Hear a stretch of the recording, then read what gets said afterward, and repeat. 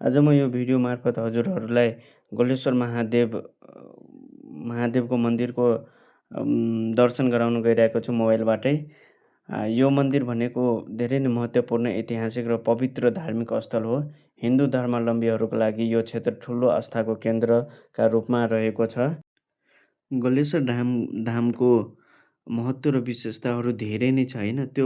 त्यो मध्ये सबैभन्दा ठुलो विशेषता भनेको यो मन्दिर कुनै जग हालेर बनाएको नभई एउटै विशाल ढुङ्गा भन्नाले सिङ्गल म्यासिभ रकमाथि बनेको छ।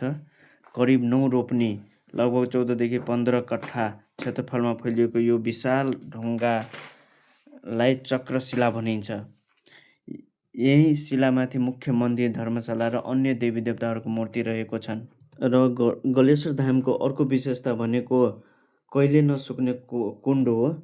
चक्रशिलाको बीच भागमा सानो कुण्ड, जसलाई कुवा भन्छौँ होइन, त्यो के छ भने अवस्थित छ, जहाँ पानी खडेरीमा पनि कहिले सुकिँदैन र पानी परेको बेला पनि त्यो कुण्डबाट त्यो के हुन्छ भने पानी बाहिर जाँदैन। गलेश्वर महादेवको मन्दिर म्याग्दी जिल्लाको सदरमुकाम बेनी बजारबाट करिब 3 किलोमिटर उत्तर पश्चिममा बेनी नगरपालिकाको गलेश्वर भन्ने ठाउँमा अवस्थित छ। यो मन्दिर पवित्र कालीगण्डकी नदीको किनारामा रहेको छ र प्रसिद्ध पर्यटकीय तथा धार्मिक स्थल मुक्तिनाथ जाने मुख्य प्रवेशद्वारको रूपमा पनि यो ठाउँलाई चिनिन्छ।